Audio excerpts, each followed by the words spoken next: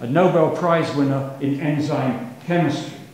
Since those days, when we knew that fluoride inhibited enzymes, which steer every chemical reaction in the body is steered by an enzyme. So you're asking for trouble if you put a known poison of enzymes into the body. What we also have learned since then, that fluoride interferes with G proteins, which send messages across membranes, and interferes with hydrogen bonding, which is at the heart of biological structure and function. So we're introducing a toxic substance into the body which has very, very significant biological properties and causes damage. The level used in fluoridation is not small. They like to say, oh, 1 part per million is so eeny, weeny, teeny, weeny, won't possibly hurt you. 1 part per million. They say, 1 part per million is 1 cent in $10,000. I remember they did similar things with dioxin. 1 part per trillion was like a 1-second vacation after working 33,000 years. And this was industry's trick to show that, 1 part per trillion is negligible, it wouldn't hurt you. But the whole notion of making fun of these units as if that was saying something intelligent is utterly ridiculous. Whether 1 part per million is large or small, significant or insignificant, depends upon the chemical. For example, 1 part per million is 100 times the safe drinking water standard for arsenic. So if you're talking about arsenic, that's 100 times too much. If you're talking about dioxin, that's 1,000,000 times too much. So we need to have some scale on which to make a judgment, and the best scale, I think, is the one that nature has provided, and that's the level of fluoride in mother's milk. And that can be as low as 0.004 parts per million. And that's what shocked me 14 years ago when I found that statistic, because I don't think that nature screws up. Certainly doesn't screw up as much as we do. And the notion that dentists know more about what the baby needs than Mother Nature is absolutely preposterous. So what this means right now is a bottle-fed baby in London is getting 250 times more fluoride than a breastfed baby. And that's not, in my view, a wise or intelligent thing to do. Now, I don't think the fluoridation should ever have started. And there have been several places where it clearly should have been stopped. And one of them was in 1999, when the Center of Disease Control, which is one of the big promoters of fluoridation, the big promoter of fluoridation worldwide, announced that they got the mechanism of fluoride's action benefit wrong.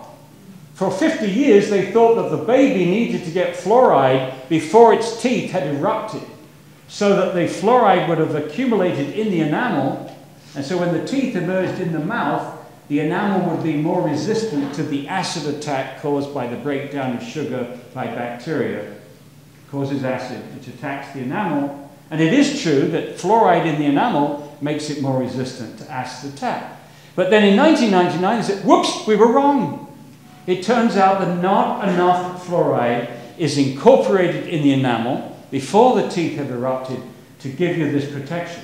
So all those pediatricians that were giving tablets to pregnant women and drops to babies before their teeth erupted, that was all useless, totally useless. And still we have pediatricians doing that, by the way.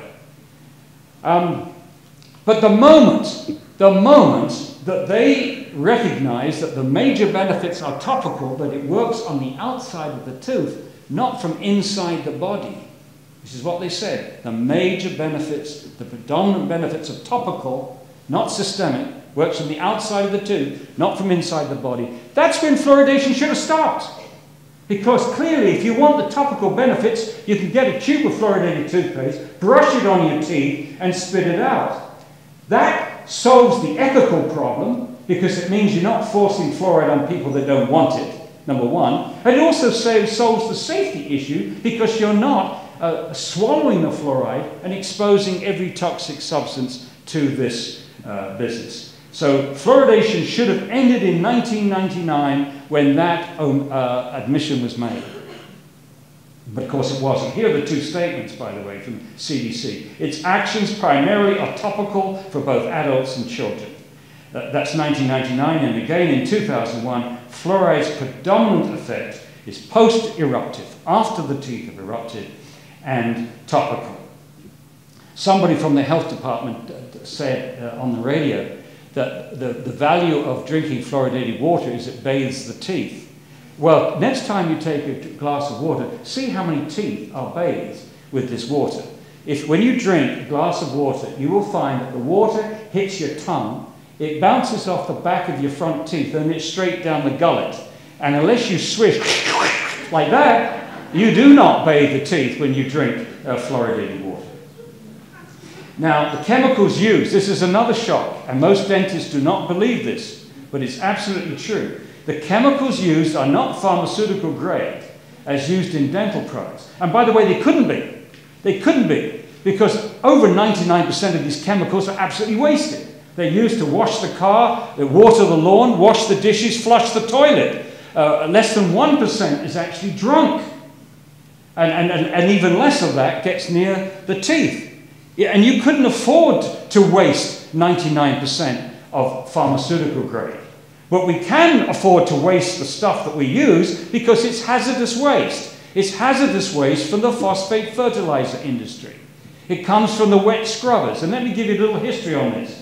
For about 100 years, surrounding phosphate fertilizer plants, you will have found the vegetation was damaged, the citrus groves in Florida were damaged, and the cattle grazing on this grass were crippled.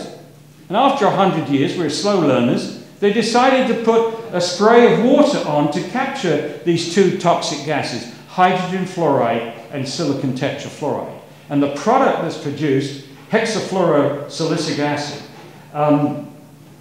is not a man-made, it's not naturally occurring. They can't dump this into the sea by international law. They can't dump it locally because it's too concentrated.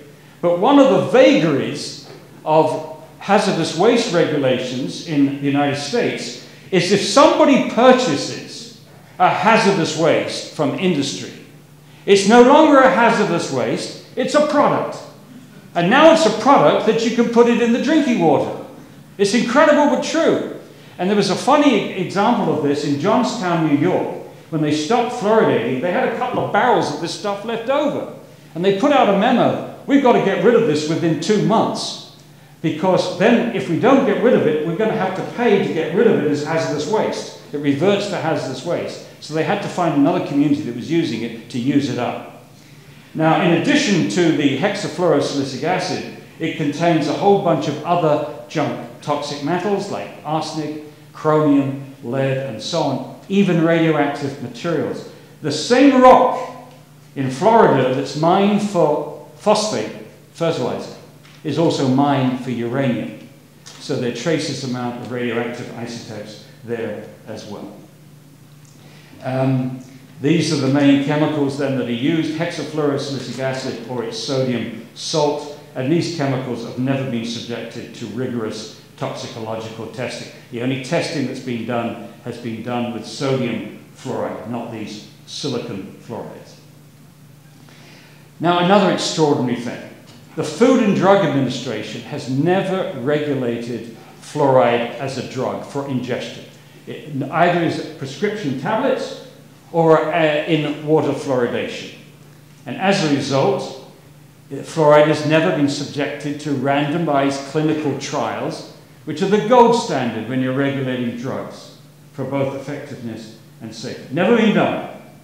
In 60 years, there's never been a randomized clinical trial to demonstrate the effectiveness of swallowing fluoride. But the FDA does regulate fluoridated toothpaste in the United States. And if you go to America, you get a tube of toothpaste, this is what you'll see on the back. First of all, drug facts. Secondly, don't swallow. Thirdly, only use a pea-sized amount. And that's a pea-sized amount.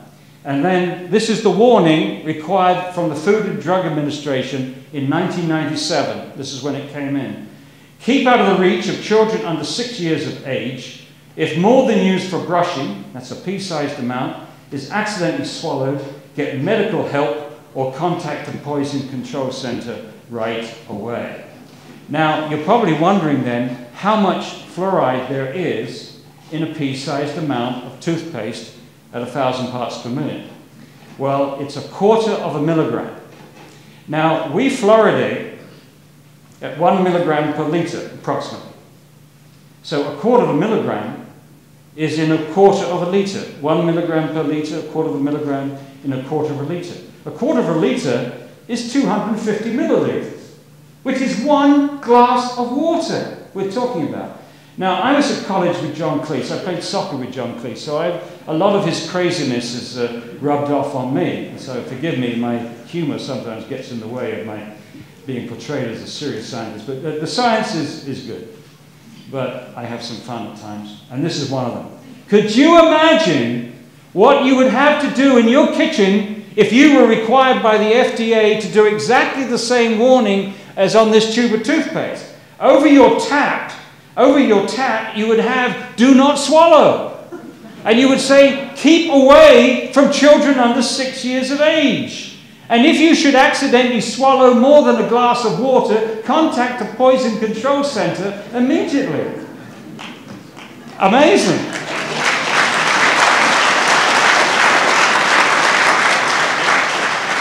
This is the big surprise for many people when you actually read the literature, and most people don't, including the people in the health department that tell you it's safe and effective. They're not reading the primary literature.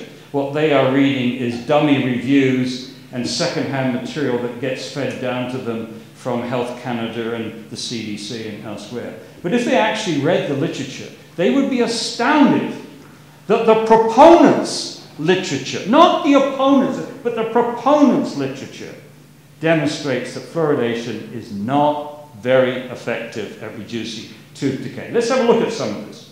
First of all, let's compare countries, tooth decay in countries. Most countries don't fluoridate their water. Only about 30 countries in the world have any cities fluoridated. And only 8 countries have more than 50% of their population drinking fluoridated water. Those are Australia, Colombia, Ireland, Israel, Malaysia, New Zealand, Singapore, and the United States. Canada is less than 40% and falling. So you'll notice that most of these countries are English-speaking, and that this practice is largely pushed by Anglo-American. It's an Anglo-American phenomenon. And so they had easy takes in Australia, New Zealand, Ireland, and elsewhere.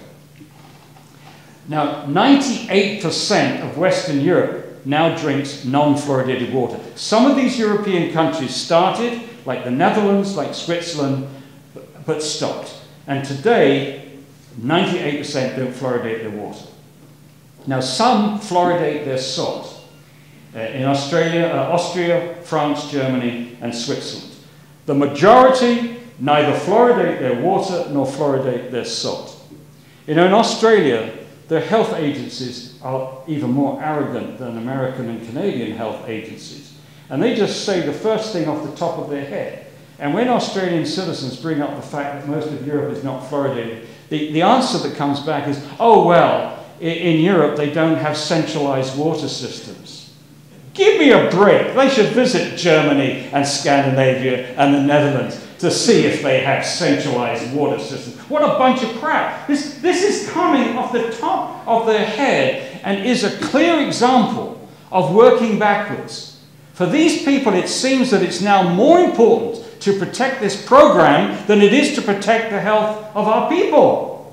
And so they work backwards. So anything that threatens fluoridation, out comes this crap from their mouths. And there are many examples of it.